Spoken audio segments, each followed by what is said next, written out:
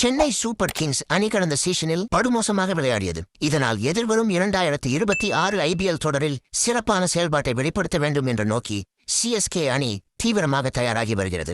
சமீபத்தில் IPL mini ஏலம் நடந்து முடிந்தது. இதில் சென்னை சூப்பர் கிங்ஸ் அவர்களுக்கு தேவையான வீரர்களை எடுத்து ஒரு இளம் வீரர்கள் கொண்ட அணியாக களமிறங்கியிருக்கிறது. தோனி விரைவில் IPL-இல் இருந்து ஓய்வு பெற இருப்பதால் ஒரு நல்ல விக்கெட் கீப்பர் பேட்ஸ்மேனை எடுக்க வேண்டும் என்ற எண்ணத்தில் ராஜஸ்தான் ராயல்ஸ் அணியிடம் பேசி சஞ்சு சாம்சனை ட்ரேட் முறையில் வாங்கியது.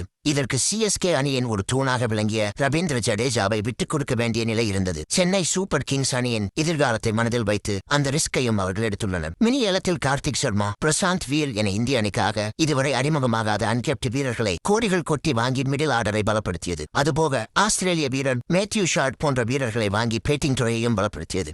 ஏற்கனவே ஸ்பின்னரில் நூர் அகமது அணியில் இருக்க அவருக்கு கூடுதல் பலம் சேர்க்கும் விதமாக வெஸ்ட் இண்டீஸ் வீரர் அகில் ஹோசேனை வாங்கியது. மேலும் மேட் ஹென்ரி, ஜாக் போல்க்ஸ் ஆகியோரை வாங்கி வேகமந்து வீச்சையும் பலப்படுத்தியுள்ளது. இப்படி வரும் 2026 IPL-இல் எப்படியாவது கம்பேக் கொடுக்க வேண்டும் என்று நோக்கி அணியை பலப்படுத்திய நிலையிலும் ரசிகர்கள் சில கவலை தெரிவிக்கின்றனர். அதாவது சென்னை அணியில் பிரச்சனை பேட்டிங்கில் இல்லை, பந்து வீச்சில்தான் என கூறி கவலையை வெளிப்படுத்தி வருகின்றனர். இந்த நிலையில் ரசிகர்களின் இந்த கவலைக்கு முன்னாள் CSK வீரர் ரவிச்சந்திரன் அஸ்வின் பதிலளித்துள்ளார். அவர் அவர்களுக்கு தெம்பை ஊட்டும் விதமாக பதில் கூறியுள்ளார்.